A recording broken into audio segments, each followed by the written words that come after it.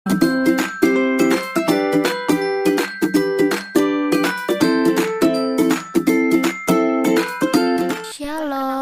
Nama saya Naomi Nelsa Padidi dengan NIRIM 1020196942. Saya dari Institut Agama Kristen Negeri Toraja, Fakultas Ilmu Pendidikan Kristen. Saya dari kelas E. Saya akan menjelaskan materi mengenai psikologi perkembangan dewasa akhir.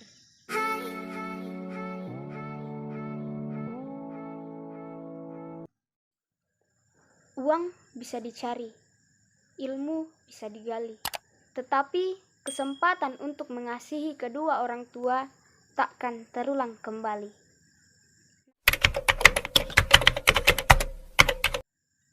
Beharlok mengatakan bahwa usia 60 biasanya sudah dipanggil sebagai garis pemisah antara umur madya dan lanjut usia. Psikologi perkembangan usia lanjut akan berlaku hingga akhir hayat.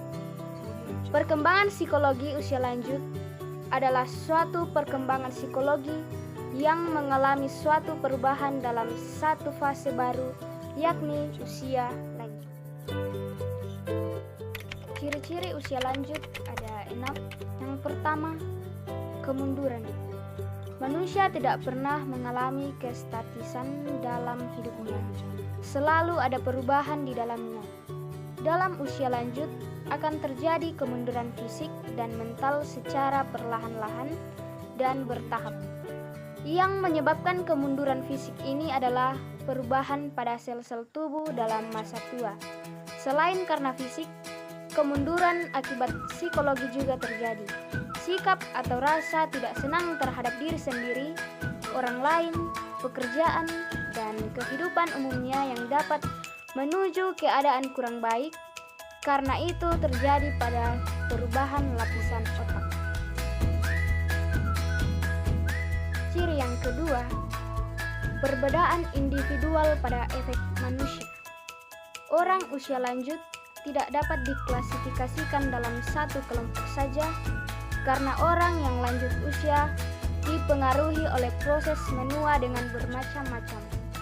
Orang yang menjadi tua memiliki perbedaan satu sama lain karena dipengaruhi oleh sifat bawaan yang berbeda pula, baik dari ekonomi, latar belakang pendidikan, pola hidup, dan lain sebagainya.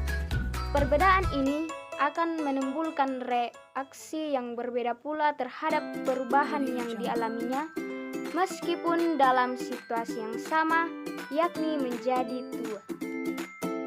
Kemudian ciri-ciri usia lanjut yang ketiga yaitu memiliki kriteria yang berbeda-beda. Dari segi fisik, dapat dengan serentak kita katakan bahwa jika seorang telah mengalami keriput pada kulit, melemahnya energi, memutihnya rambut, gigi yang rongga, berarti mereka sudah tua.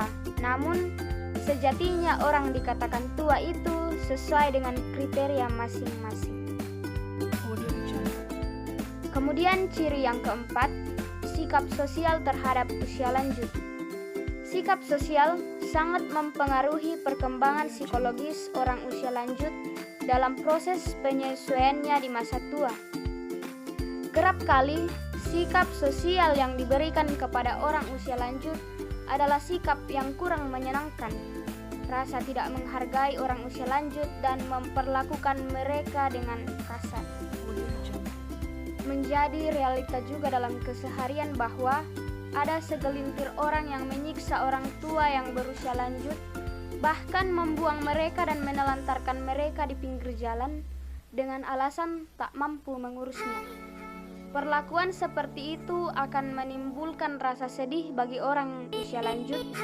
Demikian sebaliknya, perilaku yang baik, menghargai yang berusia lanjut, sopan, serta menciptakan suasananya yang nyaman dan bahagia akan menimbulkan rasa senang pada orang usia lanjut dan memiliki semangat dalam menjalani masa tuanya. Kemudian ciri yang kelima yaitu membutuhkan peran. Sama dengan masa dewasa lainnya, masa dewasa akhir harus belajar memainkan peran baru dalam dirinya. Bagaimana dia memposisikan dirinya bahwa dia sudah memasuki tahap akhir perkembangan ini. Orang yang memiliki usia lanjut diharapkan mengurangi aktivitasnya dalam urusan sosial kemasyarakatan.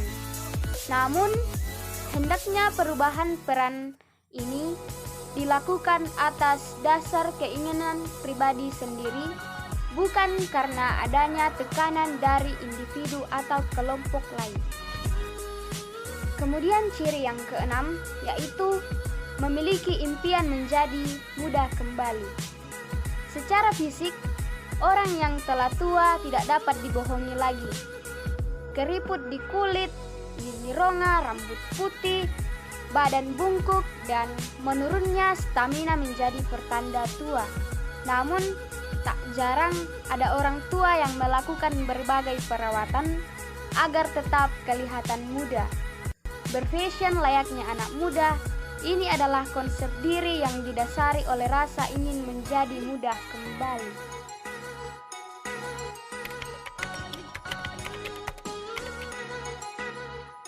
Adapun tipe orang usia lanjut yaitu ada 4. Yang pertama, dongeng atau ilusi, bahkan beberapa kenyataan yang mengatakan bahwa usia lanjut cenderung tidak menyenangkan.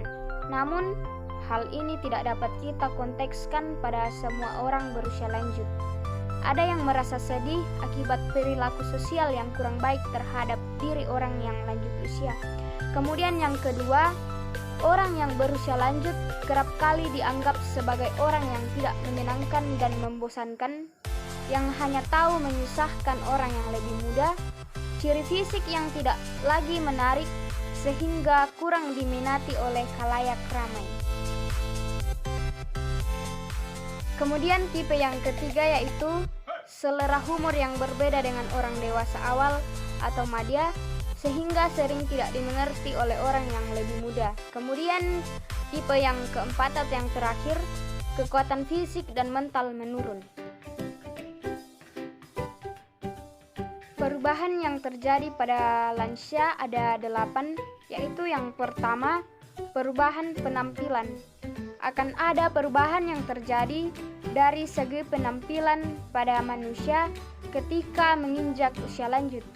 Seorang nenek yang tidak terima dengan perubahan ini akan merias mukanya dengan berbagai alat rias demi menutupi kerutan di wajahnya. Kemudian yang kedua, perubahan bagian dalam tubuh. Perubahan bagian dalam tubuh pasti terjadi. Meskipun tidak dilihat secara kasat mata, pada usia lanjut, berat otak berkurang, bilik-bilik jantung melebar, sedang pita jaringan kortikal menyempit. Perubahan tersebut ketahuan dari menurunnya kecepatan belajar sesuatu yang diikuti dengan menurunnya kemampuan intelektual. Kemudian perubahan yang ketiga yaitu perubahan pada fungsi psikologis. Orang yang sudah tua akan mengalami suatu keadaan temperatur suhu yang tidak menentu. Tidak bisa merasakan cuaca yang sangat panas dan juga sangat dingin. Hal ini berkurangnya fungsi pembuluh darah pada kulit, berkurangnya tingkat metabolisme, dan menurunnya kekuatan otot-otot pada pusat merupakan gejala umum pada orang usia lanjut. Perubahan dalam sistem pencernaan yang mungkin sudah rada sulit dalam melakukan fungsinya. Oleh sebab itu, bagi para orang yang berusia lanjut diwajibkan untuk mengkonsumsi air mineral yang banyak. Kemudian perubahan yang keempat yaitu perubahan panca indera. Mata dan telinga adalah panca indera yang paling sering terjadi pada banyak orang. Hal ini disebabkan karena mata dan telinga merupakan indera yang paling banyak digunakan setiap hari ketimbang indera yang lainnya. Kedua indera ini banyak dipengaruhi oleh perubahan sosial, walaupun sebenarnya terjadi juga pada organ lainnya. Kemudian perubahan yang kelima yaitu perubahan seksual. pada pertambahan usia menjadi usia lanjut, maka penurunan seksual pada umumnya terjadi. Kekuatan keinginan seksual pada usia lanjut sangat tergantung pada kesehatan seseorang dan bagaimana cara penyesuaian seksual yang dilakukan pada masa awal kehidupan. Bagi mereka yang penyesuaian seksualnya di masa remaja buruk, terbukti akan lebih cepat kehilangan kemampuan seksual dibanding mereka yang melakukan penyesuaian seksual dengan baik. Kemudian yang keenam, perubahan kemampuan motorik. Berbagai penyebab psikologis yang mempengaruhi perubahan dan kemampuan motorik berasal dari kesadaran merosotnya dan perasaan akan rendah diri kalau dibandingkan dengan yang lebih muda, dalam artian kekuatan, kecepatan, dan keterampilan. Perubahan yang ketujuh yaitu perubahan kemampuan mental. Menurunnya kondisi fisik yang menunjang terjadinya kerusakan mental telah ditunjukkan dengan fakta bahwa perilaku terhadap hormon seks pada wanita berusia lanjut dapat meningkatkan kemampuan berpikir, mempelajari bahan baru, menghafal, mengingat dan meningkatkan kemampuan untuk mengeluarkan energi intelektual. Kemudian yang kedelapan, perubahan minat. Minat dan keinginan seseorang dari setiap tingkat usia, hal ini sangat berbeda dengan mereka yang sudah tua. Bagi orang yang berusia lanjut, yang berasal dari kelompok sosial tinggi, mempunyai tingkat keinginan yang lebih tinggi dibanding yang berasal dari kelompok sosial yang lebih rendah. Adapun penyesuaian terhadap berbagai perubahan dalam kehidupan keluarga usia lanjut, yaitu yang pertama, penyesuaian yang dilakukan adalah pembangunan hubungan yang baik dengan pasangan hidupnya.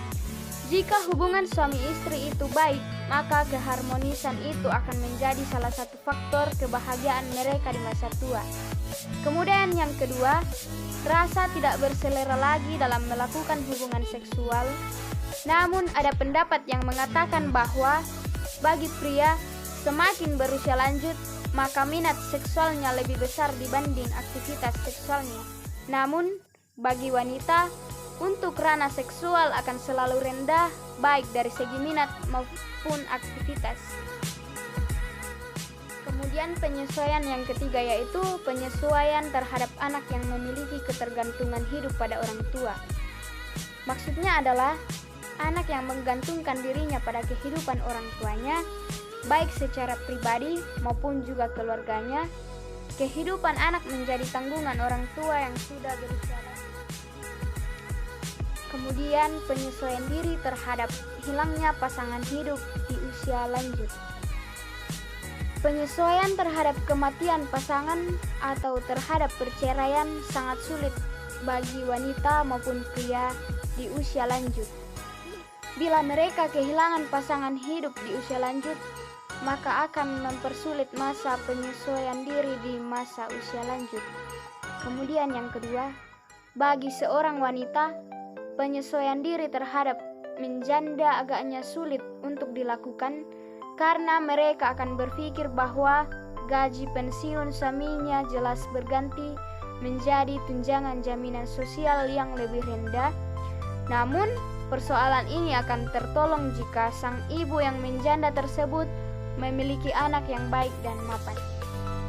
Dan yang terakhir, kesempatan menikah untuk janda lebih kecil dibandingkan kesempatan menikah untuk duda. Sebab hal ini dipengaruhi oleh budaya kita di mana yang mencari pasangan, melamar dan menikahi adalah pihak pria, sementara wanita hanya menunggu waktu. Selagi masih ada waktu, kasihilah, rawatlah kedua orang tua kita, karena kita tidak tahu kapan Tuhan akan memanggilnya. Demikianlah materi yang dapat saya sampaikan pada saat ini.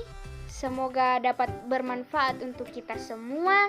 Dan jika ada kata-kata yang tidak berkenan di hati, mohon dimaafkan. Sekian dan terima kasih. Shalom. Bye.